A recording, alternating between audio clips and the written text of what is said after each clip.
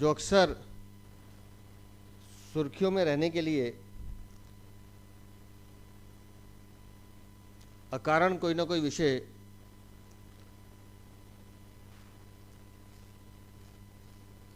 उठाती रहती हैं। कल उन्होंने दिल्ली का सामाजिक ताना बाना बिगाड़ने की कोशिश की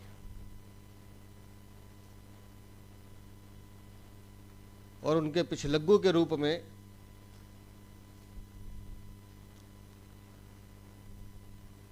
आम आदमी पार्टी भी लगती हुई दिखाई दी है। एक गुमनाम वीडियो जिसकी कोई ऑथेंटिसिटी नहीं थी, महुआ मित्रा उसको ट्वीट करती हैं और सनसनी फैलाने की कोशिश करती है। एक सांसद होने के नाते उनकी जिम्मेदारी थी कि वो इस वीडियो को दिल्ली पुलिस को सौंपती, शिकायत दर्ज कराती और जांच की मांग करती। लेकिन ये उनकी सोच थी नहीं। उनकी सोच थी कि बंगाल में उनकी पार्टी में जो आंतरिक मसले, 2 सांसदों में मारपीट, उनके विवाद जो चल रहे हैं, उससे कैसे ध्यान भटकाया जाए।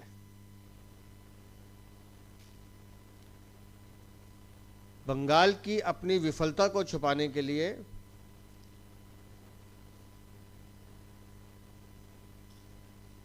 वो दिल्ली में सनसनी पैदा करना चाहती थी।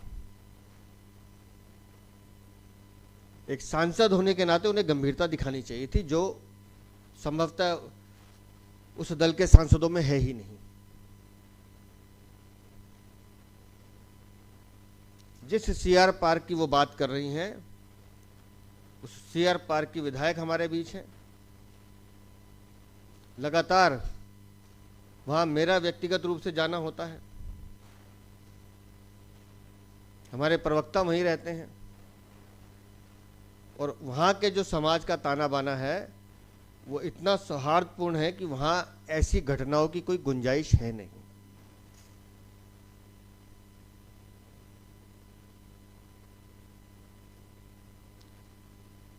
हम व्यक्तिगत रूप से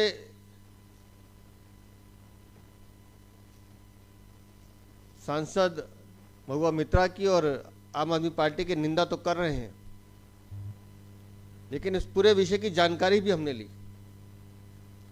कौन लोग हैं किसी को नहीं पता। ये तय है कि हमारी पार्टी का कोई उससे लेना देना नहीं है, ये हमने तय कर लिया, अपने संगठन से पूछ लिया। पुलिस में किसी ने शिकायत दर्ज नहीं कराई। कल मेरी स्टेटमेंट के बाद पुलिस ने कार्रवाई शुरू की है कि वो ढूंढ रहे हैं कि कौन लोग हैं। अगर सांसद महुआ मित्रा या आम आदमी पार्टी के जो बयानवीर हैं सौरभ भारद्वाज इतने गंभीर होते तो जाके पुलिस में शिकायत दर्ज कराते। लेकिन उनको इस मसले का कोई हल नहीं चाहिए या कोई मसला है ही नहीं, उनको तो सिर्फ बयानबाजी करनी है। खबरों में बने रहने के लिए आप समाज में विघटन पैदा करने की कोशिश करोगे तो दिल्ली की जनता ये बर्दाश्त नहीं करेगी। दिल्ली देश की राजधानी है और दिल्ली में हर प्रांत के लोग रहते हैं और हर प्रांत का अपना खान पान है, अपना रहन सहन है, जिसका सभी लोग सम्मान करते हैं और करना भी चाहिए। और वहां जो बाजार लगता है उनका अपना एक कल्चर है। 50-60 साल पुरानी वो दुकानें हैं जो डीडीए से अलॉटेड है, जिसको कोई छेड़ नहीं सकता, उसके बारे में सोचता भी नहीं है। लेकिन कैसे हवा दी जाए, वक्फ बोर्ड का जो बिल पास हुआ है लोकसभा और राज्यसभा में, पूरी बहस के बावजूद भी कैसे इस एंगल को भी उससे जोड़ा जाए, इसकी कोशिश इन दोनों ने की है।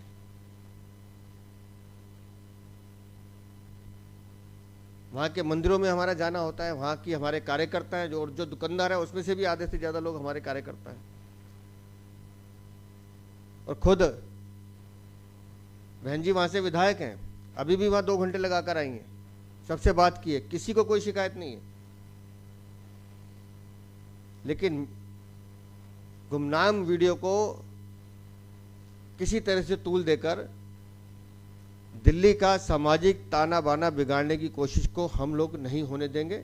मैंने दिल्ली पुलिस से भी मांग की है कि आप इसमें अच्छे से जांच करके जो भी लोग अगर हैं उनके खिलाफ कड़ी कार्रवाई करें।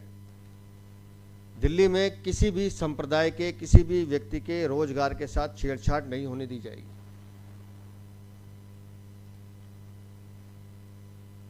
बशर्ते वो लीगल बैठा हो। और भारतीय जनता पार्टी का ये पक्ष है कि हर प्रांत की सभ्यता, हर प्रांत का संस्कृति, उसका हम सम्मान करते हैं। वो संस्कृति, वो सभ्यता हमारी सभ्यता, हमारी संस्कृति है और उस पर किसी भी तरह की आंच नहीं आने दी जाएगी। मैं चाहूँगा कि हमारी बहन शिखा राय, क्योंकि वहाँ से विधायक हैं, वो भी अपनी बात रखें।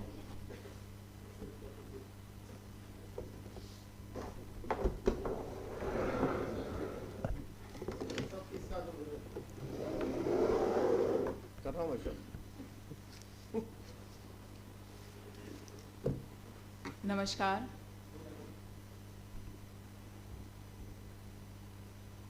मैं सबसे पहले तो धन्यवाद करूंगी हमारे प्रदेश अध्यक्ष जी का,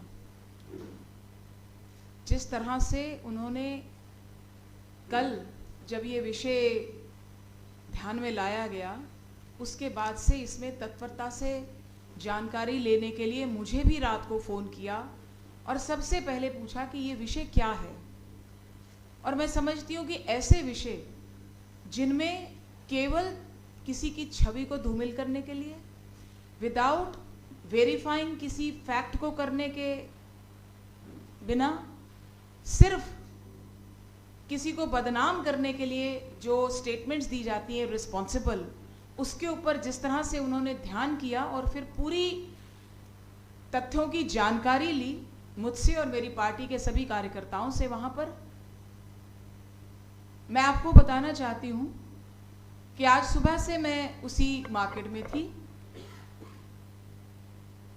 और मार्केट के सभी जो दुकानदार हैं उनकी जो वेलफेयर एसोसिएशन है, उनसे जब मैंने बातचीत की और उनसे ये पूछा कि कभी भारतीय जनता पार्टी का कोई कार्यकर्ता आपके पास इस विषय को लेकर के आया है, तो उन्होंने सिरे से नकारा, बल्कि ये कहा कि भारतीय जनता पार्टी के कार्यकर्ता हमेशा हमारे दुख सुख की चिंता करते हैं। और उसी मार्केट के दुकानदार भी कुछ हमारे पार्टी के एक्टिव कार्यकर्ता भी हैं। और एक जानकारी और देना चाहूँगी आपको कि जिस मंदिर की बात हो रही है ये इन्हीं दुकानदारों का बनाया हुआ है, यही लोग उसकी देखरेख करते हैं। काली माँ का मंदिर है।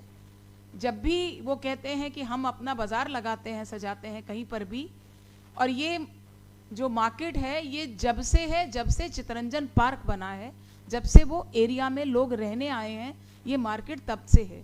इसलिए उनका कहना है कि हम जहाँ व्यवसाय करते हैं वहाँ काली माँ का मंदिर ज़रूर बनाते हैं। तो ये उन्हीं द्वारा बनाया हुआ, उन्हीं के द्वारा चालित मंदिर भी है। इसलिए कभी ऐसा विषय न किसी ने उठाया, न कोई उठा सकता है कि ये मंदिर यहाँ क्यों है या ये फिश मार्केट यहाँ क्यों है।